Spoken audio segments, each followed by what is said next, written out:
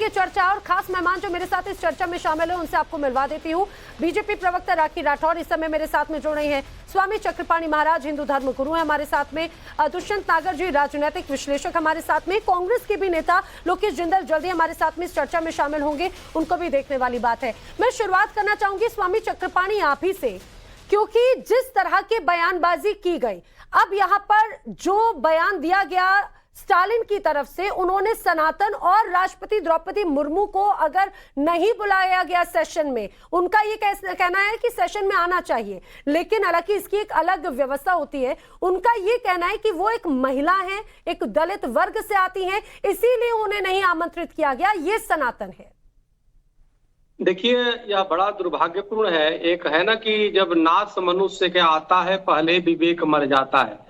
ये विवेक शून्य है। और जो सनातन धर्म, जो वसुधैव कुटुंबकम, जो पूरे विश्व को परिवार मानता है, जहाँ पे नारी का इतना सम्मान है कि यत् नारीस्तु पूज्यते रमन्ते तत्र देवता कहा गया है, वहां पे किसी भी प्रकार का भेद हो ही नहीं सकता। लेकिन जिसके बुद्धि यानी जाकी रही भावना, जैसी हरि मूरत देखी तिन तैसी, जैसी जिसकी भावना होती है उसी तरह से भगवान की प्रतिमा को देखता है, उसी तरह सनातन धर्म को देख रहा है। सनातन इनकी दृष्टि बहुत संकुचित है, इसीलिए वो संकुचित दृष्टि से संकुचित चीजें देख पा रहे हैं। जो इनके अंदर जो एजेंडा लेकर के चल रहा है, इनके अंदर जो नफरत और घृणा भरा पड़ा है सनातन धर्म के खिलाफ, वो कहीं ना कहीं जवान से परिलक्षित हो रहा है और धीरे है। बहुत ही दुर्भाग्यपूर्ण। सबसे बड़ी बात है, हमने महामहिम राष्ट्रपति जी को इसके लिए पत्र भी भेजा था कि जिस प्रकार से पिछले दिनों सनातन उन्मूलन के कार्यक्रम, उन्मूलन का मतलब होता है जड़ से उखाड़ देना, और उन्होंने तुलना किया कि भाई कोरोना और डेंगू और मलेरिया की तरह ये है और इसकी निंदा नहीं की जानी चाहिए, जड़ से खत्म कर देना चाहिए। तो वहां तो हिंदू वास्तव में संकट में है, उनकी रक्षा होनी चाहिए तमिलनाडु में, और तत्काल वहां पे जो है राष्ट्रपति शासन लागू की जाने चाहिए। क्योंकि ऐसे बदजुबान लोग पहले भी माननीय सर्वोच्च न्यायालय भी इस बात से कह चुका है, जो हेट स्पीच करता उसे कार्रवाई करे सरकार, या तो जो है स्वतः संज्ञान कोर्ट लेगा। अब तो आवश्यकता इस बात का है कि केंद्र सरकार भी संज्ञान लेके जब अगर इंसान के जो पूरे विचार है वो शून्य हो जाते हैं, तभी शायद इस तरह की बयानबाजी नजर भी आती है। और जिस तरह से उदयनिधि स्टालिन के बयान शुरू हुए, मेरे साथ में अब आप देख रहे हैं स्क्रीन पे राजू दास महंत जी भी हमारे साथ में जुड़ चुके हैं। आपका भी बहुत स्वागत है। मैं उनका रुख करूं, लेकिन राखी राठौर आपका रुख करते हुए जरा समझाने की कोशिश कीजिए। एक तरफ संविधान के तौर पर हमने हाल ही में महिला आरक्षण बिल जो है उसे पेश किया, कल 2/3 बहुमत के साथ में उसे पास किया गया है, आज भी चर्चा जारी है। एक तरफ महिलाओं को सशक्त करने की बात कही जा रही है, दूसरी तरफ ये बयानबाजी, ये ओछी बयानबाजी, आखिर क्या एजेंडा नजर आता है इसके पीछे? देखिए नैना, आपने देखा कि मुंबई बैठक के बाद में, जब से इस डॉटेड अलायंस की मुंबई बैठक हुई, उसके बाद 24 घंटे के अंदर ही उदयनिधि स्टालिन का एक स्टेटमेंट आता है। और उसके बाद अगर आप देखें तो चाहे कार्ति चिदम्बरम हो, चाहे प्रियांक खड़गे हो, इनके बहुत सारे नेताओं ने उन स्टेटमेंट्स को ना केवल सपोर्ट किया, जबकि उसके आगे बढ़कर के कितने अपशब्द बोल सकते हैं, कितना अपमानित कर सकते हैं। एक कंपटीशन हो गया नेताओं के बीच में कि कैसे सनातन धर्म के बारे में हम अपशब्द बोले। और मुझे लगता है कि एक एजेंडा जिस तरह से तय हुआ है मुंबई बैठक में, उसी के माध्यम से ये लोग लगातार इसको बोलते जा रहे हैं।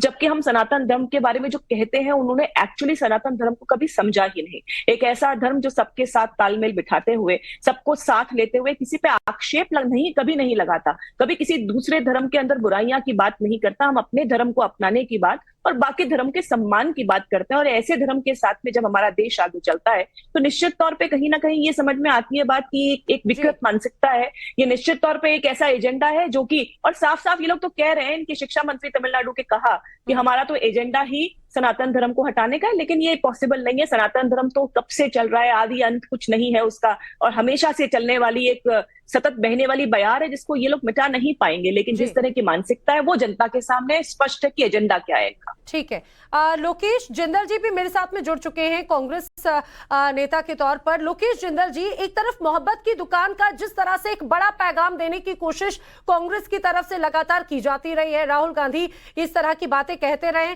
और कल वही नेतृत्व जब महिला आरक्षण बिल को पेश किया जा रहा था तो नेतृत्व विपक्ष की तौर से सोनिया गांधी कर रही थी। बयानबाजी सामने आई है, एक बार फिर से उदयनिधि स्टालिन की तरफ से, क्या कहेंगे? देखिए, धर्म को राजनीति में घसीटने का कार्य भाजपा ने किया है। और कांग्रेस उदयनिधि तो स्टालिन क्या शुरुआती उनका तौर- साथ दे रही है? देखिए, अगर मैं भारत की राजनीति की बात करता हूं, राजनीति होनी चाहिए आर्थिक मुद्दों पर, हम्म सामाजिक मुद्दों पर, हम्म राजनीतिक न्यायिक मुद्दों पर। हम्म लेकिन भाजपा राजनीति करती है धार्मिक मुद्दों पर। हम्म जब आप धर्म को घरों से, मंदिरों से घसीट कर राजनीति पर ले आते हो, राजनीतिक में सड़कों पर जो है लोगों को धर्म के नाम पर आप इकट्ठा करते हो, तो क्या ये सही है? धर्म को संस्कृति तक मोक्ष का द्वार रखना यही सही है, लेकिन धर्म के नाम पर राजनीति करना ये सही नहीं है। देखिए, अगर अरे हम तो सनातन विपक्ष धर्म की बोल बात क्यों रहा करते है हैं, भाई? सनातन के खिलाफ सनातन विपक्ष धर्म, बोल क्यों रहा है? सुनिए, सनातन धर्म जो है वो हमेशा रहेगा। उसकी ना तो कोई शुरुआत है, ना ही उसका कोई अंत है। तो ये बात लेकिन स्टालिन को इन्होंने समझाइए लेकिन ना। लोकेश धर्म की जिंदल जी व्याख्या आपने ही बदल बहुत दी बहुत है। चतुराई से इस बात को इन्हें- नोट करने की इन्हें जो कोशिश है- की।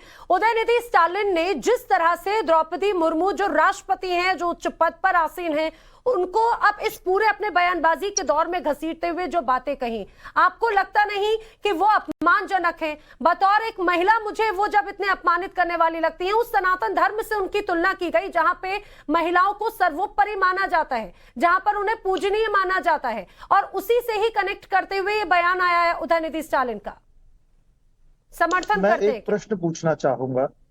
प्रश्न पूछना चाहूंगा हम्म कि हमारी आदरणीय राष्ट्रपति जी को जब उद्घाटन हो रहा था नई पार्लियामेंट बिल्डिंग का, तब न्योता क्यों नहीं दिया गया?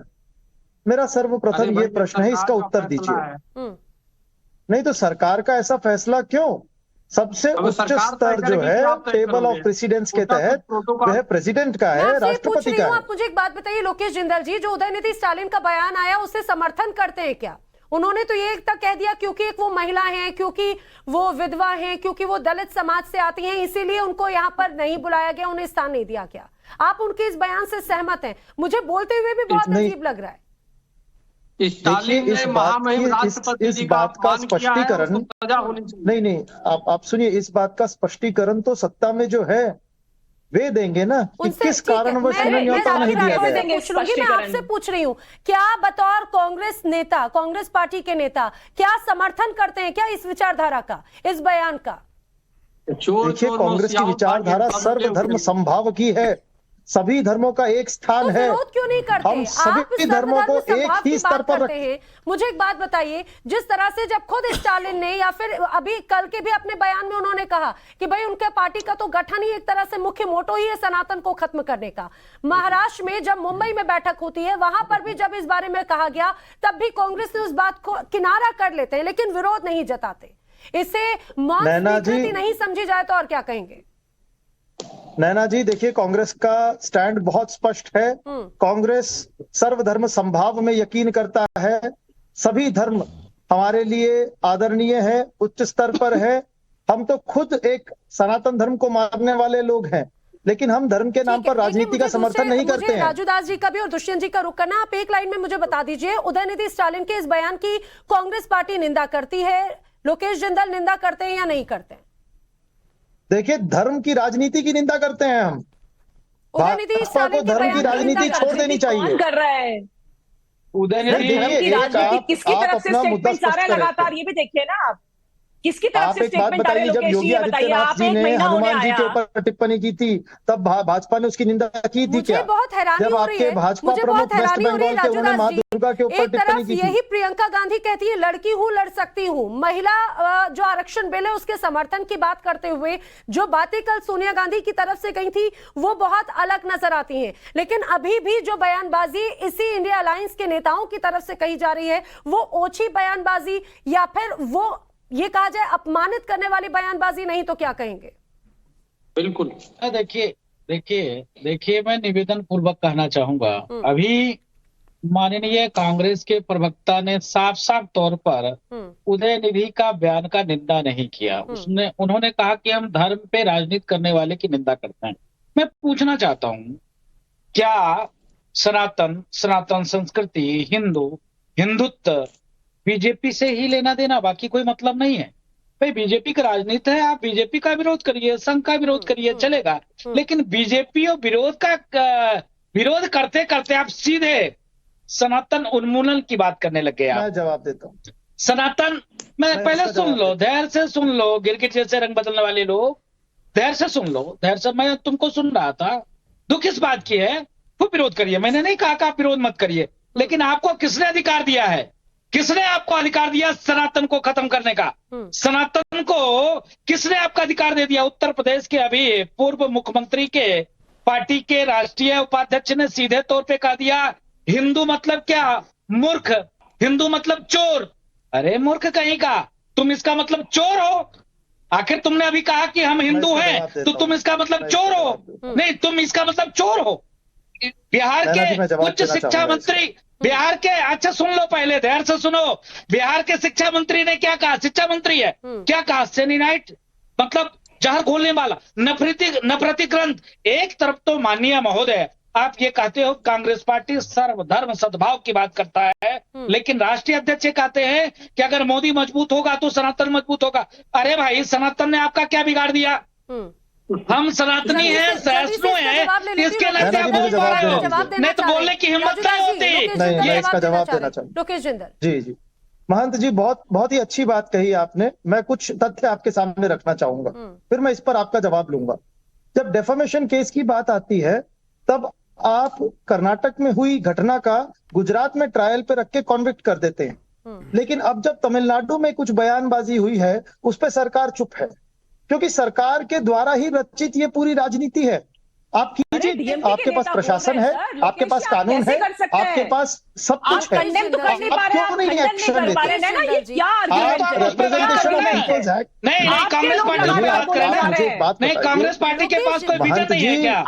मैं पूछना चाहता हूँ, कांग्रेस पार्टी के पास कोई विजन नहीं? कांग्रेस मुद्दाविहीन, कांग्रेस मुद्दाविहीन है क्या? कांग्रेस पास और कोई विजन नहीं है? नहीं, कांग्रेस में देश है, अपराध है, लूट है, हत्या है, बलात्कार है, इस पर कोई आप बोल नहीं सकते? उस पर आपके मुंह नहीं खुलता क्या? आपने किसने अधिकार दिया सनातन पे बोलने के लिए? किसने अधिकार दिया? लोकेश जिंदल, अगर हिंदू हो, अगर लोकेश जिंदल तुम हिंदू हो तो इस चीज का विरोध करो और ऐसे लोगों को पार्टी के बाहर का रास्ता दिखाओ। अगर मुसलमान हो चुके, गाय का मांस खाते हो, ऐसा लग रहा है कि ये तो इंडिया अलायंस भानुमति का कुनबा जैसा हो गया, किसी की विचारधारा नहीं है, लेकिन बस एक सनातन का विरोध करना है, ऐसा मानते हैं। तुम अपने बाप का औलाद नहीं हो तो तुम इसका समर्थन करो, नहीं तो उदय निधि का शब्दों की मर्यादा को ध्यान में रखते हुए बहस करेंगे। शब्दों की मर्यादा को ध्यान में रखते हुए बहस करेंगे। नहीं, आप हिंदू को खत्म करने की बात करते हो तो ये मर्यादा है। नहीं, आप हिंदू को, सनातनी को खत्म करने की बात करते हो, ये मर्यादा है। ठीक है राजदास जी, लेकिन आप नेशनल टेलीविजन पे भी शब्दों की मर्यादा को ध्यान में रखते हुए बात करेंगे। मर्यादा आपकी है। नहीं, मैं दुष्यंत नागर, देखिए ये लोग भस्मासुर की तरह काम कर रहे हैं और ये जिस प्रकार से इनके बयान आ रहे हैं, और मैं खास करके स्वामी प्रसाद मौर्य जी को बताना चाहूंगा कि उनको जब जानकारी नहीं है तो उन्हें नहीं बोलना चाहिए। हिंदू शब्द बृहस्पति आगम में अब से हजारों वर्ष पहले वर्णित है, हीनम दुष्यति इति हिंदू, अर्थात जो हीनता का त्याग कर देता है, अज्ञानता का त्याग कर देता है, वो हिंदू है। ये हजारों साल पहले है। वो कह रहे हैं जी अरब से आया, कहां से आया है? तो भाई आपको अगर जानकारी नहीं है तो आप पढ़ लीजिए। आप पढ़ नहीं सकते हैं तो हमारे श्रेष्ठ आचार्यगण हैं, आचार्य चक्रपाणी जी हैं, महंत जी हैं, उनसे जाइए, उनकी संगत करिए, उनसे पूछिए, आपको सही सवालों का जवाब मिल जाएगा। लेकिन देश का 80 करोड़ एक महीने में ये बिल्कुल ये सीरियल बयान है, ऐसा लगता है कि एक सीरीज है। जी मैं बिल्कुल आपकी बात से सहमत हूं। और जिस तरह से लगातार सनातन को ही टारगेट करने के पीछे क्या मंशा है? ये 2-3 लोग ही हैं जो समाज में जहर घोलने का काम कर रहे हैं, सनातन धर्म को, हिंदू धर्म को बदनाम करने का काम कर रहे हैं। और बड़ा मुझे लगता है आश्चर्य इस बात का कि इन पे कोई कार्रवाई भी नहीं हो रही है। देखिए हर जगह डबल इंजन की सरकारें हैं। दिल्ली में भी जो पुलिस है हमारी, वो गृह मंत्रालय के अधीन है, केंद्र के अधीन है। इन पे कार्रवाई होना चाहिए। देखिए हम 100 करोड़ हिंदुओं का 100 करोड़ हिंदुओं का जिस प्रकार से हम सुबह चैनल खोलते, पता चला एक कोई व्यक्ति अपमानजनक बात बोल रहा है, ये बंद होना चाहिए। मैं राठौर जी से कहना चाहूंगा कि कृपया आप देखिए, एक शुरुआत करिए, आपकी केंद्र में सरकार है, एनआईए को जांच सौंपिए, एफआईआर रजिस्टर्ड करिए कि ये साजिश क्यों चल रही है, कहीं इसमें विदेशी शक्तियां तो सम्मिलित नहीं है, और इनको पकड़ के आप बंद करिए। 100 करोड़ लोगों का अपमान नित्य प्रतिदिन बंद होना चाहिए। लेकिन दुष्यंत नागर जी, आपने तो बहुत ही गोलमोल तरीके से इस बात को मुझे नहीं जी, मैं तो खुल के कह रहा हूं। मुझे एक बात मैं सनातन का अपमान करने वाले की घोर निंदा और विरोध करता हूं, उस पर सख्त कार्रवाई की मांग करता हूं। इंडिया अलायंस है, इसमें उदयनिधि स्टालिन जैसे, स्वामी बाहर निकाल देना चाहिए, ये सभी नेताओं बाहर निकाल देना चाहिए। सुनिए, अगर अलायंस ऐसे लोगों को रखेगा, हम अलायंस का साथ नहीं देंगे। सर मुझे एक बात बताइए, ये तो ऐसा लगता है कि सनातन की बात क्योंकि बीजेपी और प्रधानमंत्री मोदी करते हैं, इसीलिए उसी नाम से सनातन का विरोध करना है क्या? ये एक ट्रेंड है, ये एक मानसिकता, इसीलिए सनातन को नैना जी मैं कुछ कहना चाहूंगा। सनातन का इतना विराट और विशाल स्वरूप है, हमारा इतना बड़ा इतिहास है, 2 लोगों तक सीमित नहीं है। 100 करोड़ हिंदू हिंदुस्तान के अंदर है, 100 करोड़ से ज्यादा है जो नित्य सनातन धर्म की जय बोलता है, अपने इष्ट देवों की आराधना करता है। कितने हमारे महान साधु संत दुर्गम जगह हिमालय पर्वतों में तप कर रहे हैं, उस सनातन की ही तो शक्ति है। तो ये सिर्फ प्रधानमंत्री तक सीमित आप इसको मत करिए, ये बहुत बड़ा हमारा एक लोकेश जिंदल, जिस तरह से दुष्यंत जी ने कहा कि ऐसे में तो इंडिया अलायंस ही कमजोर होगा, ये तो आपने भानुमति का कुनबा बना लिया। अब एक बात बताइए, क्या ऐसे लोग जो सनातन विरोधी बातें करते हैं वो कहीं ना कहीं आपको डेंट पहुंचाएंगे? क्या उनको अब अलायंस से दूर करेंगे या फिर उनका समर्थन करेंगे? देखिए नैना जी, दुष्यंत जी ने बहुत अच्छी बात की कि सनातन धर्म मोक्ष का द्वार है। एक आम व्यक्ति के लिए वो एक उम्मीद है, एक मोक्ष का द्वार है, ईश्वर तक जाने का रास्ता है। वो राजगद्दी तक जाने का उसको रास्ता ना बनाए। तो ये समझाइए ना, कौन बना रहा है? नहीं, सुनिए लोकेश जी स्टेटमेंट किसके आ रहे हैं लगातार, ये बताइए आप। सुनिए नैना जी, तकलीफ होती है, ये कहीं ना कहीं आप ही की छवि को डेंट करेगा। आप आ तो गए एक ही साथ एक ही रथ पर सवार होकर। जब एक पार्टी वोट धर्म के नाम पर मांगती है तो दूसरी पार्टी उसकी उस विचारधारा का विरोध अवश्य करेगी। सर्वप्रथम तो भाजपा को धर्म की राजनीति बंद कर देनी चाहिए। मतलब आप ये स्वीकार कर रहे हैं कि अगर बीजेपी सनातन धर्म की बात करती है, आगे बढ़ाने की बात करती है, तो विपक्ष उसका विरोध करता है? आप ये स्वीकार? नहीं नैना जी, नहीं, मैं ये कहना चाहूंगा कि जब सरकार के पास साधन है, जब सरकार ऐसे बयान पे दोषी को कन्विक्ट कर सकती है, उसको डिस्क्वालीफाई कर सकती है इलेक्शन लड़ने से, तो सरकार ऐसा क्यों नहीं कर रही? अपने गठबंधन से बाहर क्यों नहीं करते? मैं पूछना चाहता हूँ। नहीं, आप महंत जी, आप सरकार से प्रश्न क्यों नहीं पूछते? नहीं, मैं आपसे मैं तो ये सरकार से प्रश्न पूछना चाहूंगा कि ऐसे बयानबाजी जो होती है, FIR दर्ज हो गई है, उस पे एक्शन लिया जाएगा, और जब एक्शन लिया जाएगा तो आप लोग भी चिल्लाओगे। बोल कौन रहा है? मैं इसलिए आप 295 FIR दर्ज हो गई है, 295 के तहत मैं इसलिए आपसे पूछना चाहता हूँ महोदय, कोई एक्शन नहीं होगा, क्योंकि आप कांग्रेस के प्रवक्ता बनकर बैठे हैं और कांग्रेस के गठबंधन के साथ उनका संबंध है, और जिस प्रकार से वो सनातन को टारगेट करते हैं, क्या इस्लाम के बारे में आप ऐसे शब्द का प्रयोग कर सकते हैं? ईसाई के बारे में ऐसे शब्द का प्रयोग कर सकते हैं? अगर कर सकते हैं तो करके दिखा दीजिए। दम हो आपके अंदर, आपके गठबंधन के अंदर, तो करके दिखा दीजिए, करके दिखा दीजिए ना। नहीं, करके दिखा दीजिए। नंबर 1। नंबर दो, मैं पूरा निवेदन पूर्वक कहता हूँ, आप संघ का विरोध कर सकते हैं, बीजेपी का कर सकते हैं, आप माननीय मोदी जी का करिए, योगी जी का करिए, इसका मतलब आप डेली सनातन का गाली देंगे? बिल्कुल सही बात नहीं, सनातन को ऐसे अपमान करेंगे क्या? नहीं, आप पार्टी का विरोध करिए ना, लेकिन आप सनातन का विरोध कर रहे हैं, ये कौन सी बात होगी भाई? आपने अभी कहा, अभी तत्काल तुरंत आपने कहा कि हम सभी धर्मों का सम्मान करते हैं, तो क्या यही आपका सम्मान है? राजूदास जी, नहीं, आपका यही सम्मान है। लोकेश जिंदल से, वो आपकी बात का जवाब देना चाह रहे हैं। लोकेश जिंदल जी, महंत जी बहुत अच्छा आपने प्रश्न किया, तो आपसे मैं एक उत्तर चाहूंगा कि क्या ये सरकार का दायित्व नहीं है कि जो भी व्यक्ति कानून को तोड़े उस पर एक बार एक ही बात कहे जा रहे हैं। जब IPC 295 के तहत कोई भी व्यक्ति इस तरह की बयानबाजी करता है तो उसके खिलाफ कार्रवाई क्यों नहीं करती सरकार? आप एक्शन लो, हम तो नहीं सुधरेंगे। ठीक है, राखी राठौर। देखिए लोकेश जी ने जिस तरह से बातें की, हर बार डाइवर्ट करने का प्रयास किया। मैं बता दूं यूपी के अंदर एफआईआर दर्ज हो गई है और जल्दी इस पे एक्शन होगा। और एक्शन होगा तब आप मत बोलिएगा कि फ्रीडम ऑफ स्पीच की यहाँ प्रॉब्लम हो गई, हमें बोलना नहीं दिया जा रहा, यहाँ तानाशाही है, इस तरह की स्टेटमेंट मत दीजिएगा। लेकिन जो आपको करना चाहिए, और देखिए नैना यही प्रॉब्लम है यहाँ पर कि जो खुद को करना चाहिए उसकी बात तो नहीं करेंगे, सामने वाले को हम सजेशंस देंगे और सामने वाले को सजेशंस दिए जा रहे हैं, लेकिन खुद मालूम नहीं है कि हम जिस अलायंस के अंदर है जहाँ पे ये लगातार बातें चल रही है, आपके किसी सीनियर लीडर ने, एक लीडर ने इस बात का खंडन किया हो कि ये स्टेटमेंट्स ठीक नहीं है, इस तरह से मत बोलिए। एक भी ऐसा लीडर नहीं मिलेगा। लोकेश जी आप टीवी चैनल पर आकर कितना भी ज्ञान दीजिए सनातन धर्म के बारे में, लेकिन जो आपकी धारणा है, जो आपके लीडर्स के व्यूज हैं, वो जनता के सामने है। और इसीलिए क्या आपको करना चाहिए उसको सबसे पहले देखिए, आप क्या करना चाह रहे हैं। आप लोकेश जी किनारा कर देते हैं लेकिन विरोध नहीं करते। जल्दी से एक लाइन में जवाब दीजिए, फिर मैं स्वामी चक्रपाणी जी और दुष्यंत जी का रुख करती हूँ। विरोध क्यों नहीं करते? विरोध कर दीजिए। राठौड़ जी जी राखी जी, जब सरकार ही कोई कदम नहीं उठाती, इसका मतलब सरकार ही जब इन चीजों को बढ़ावा दे रही है, सरकार तो किस आधार पर विरोध करें? आप बताइए, आप साथ है कि नहीं उस टीम के, ये बता दीजिए लोकेश जी। आप क्या डीएमके को सपोर्ट करते हैं कि नहीं है? दर्शक सबसे पहले ये जान ले कि क्या आप उनके व्यूज के सपोर्टिव है कि नहीं है, उसके बाद किसी बात की बात की जाएगी। आप अपना व्यू बताइए, सामने वाले को बहुत आसान होता है देना, पर अपनी ड्यूटीज भी तो समझ में चाहिए ना हमको।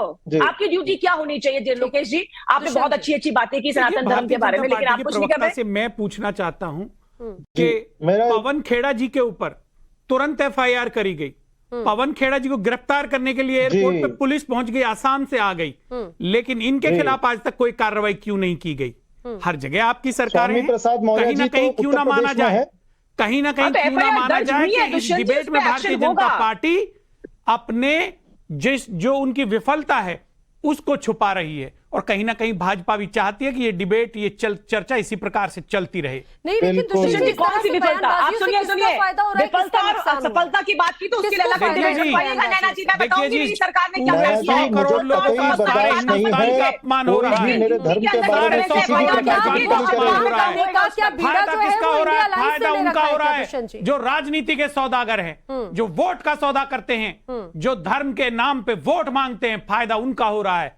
लेकिन जिस प्रकार से ये दोहरा चरित्र भाजपा का उजागर होता है कि पवन खेड़ा पर एफआईआर कौन सा दोहरा और स्वामी प्रसाद मौर्य जी खुले घूम रहे हैं, कोई उनको कहने वाला नहीं है। ये तो आपका दोगला चरित्र है। दुष्यंत नागर जी भी कह रहे हैं, लोकेश जिंदाल भी कह रहे हैं, एक्शन लो, गिरफ्तारी करो, गिरफ्तार कर दो, एक्शन लेना चाहिए। नैना जी देखिए एफआईआर दर्ज होगी, एक्शन होगा सरकार की तरफ से भी और एक्शन होगा जनता की तरफ से भी। जनता ने लगातार देख लिया कि किस तरह के नैना जी एक महीने में जब ये राहुल गांधी जी को संबित कर सकते हैं, ऐसी क्या देरी है? सच्चाई सामने आ गई, कदम क्यों नहीं उठाए जा रहे? देखना है, पुलिस कुछ नहीं करेगी, सरकार कुछ नहीं करेगी। आपको किस लिए चुना? आपको किस लिए चुना? चुन के बैठाया सत्ता में, इसीलिए बिठाया कि आप धर्म का, जनता का, ये तो यही बात हो गई कि जो करेगा वो सिस्टम करेगा, अब जनता पुलिस बने, जनता जाके गिरफ्तार करे। लेकिन दुष्यंत जी ये तो वही बात हो गई कि हम नहीं सुधरेंगे। संवेदनशील बयान है भारतीय जनता पार्टी के प्रवक्ता का, निंदनीय है। नैना जी मैं एक स्वामी चक्रपाणी जी मुझे एक बात बताइए, बार बार सनातन ही क्यों? बार बार सनातन पर इस तरह से प्रहार ही क्यों? कभी किसी तरीके से, कभी किसी तरीके से। ऐसा लगता है सनातनी सहनशील हैं तो उनको बार बार टारगेट करता जाए। क्या यही एक वजह है या इसके पीछे की कहानी कुछ और लगती है? देखिए यही दुर्भाग्य है कि जिसने सर्वे भवन्ति सुखिनः सर्वे सन्तु निरामयाः सर्वे भद्राणि पश्यन्तु मा कश्चित् दुर्भाग् भवेत् के सिद्धांत दिए, जो हमारा ऋग्वेद स्पष्ट कहता है कि मनुर्भव। वो ये नहीं कहता कि हिंदू बनो, मुस्लिम बनो, ईसाई बनो, मनुर्भव कहता है, नहीं मनुष्य बनो।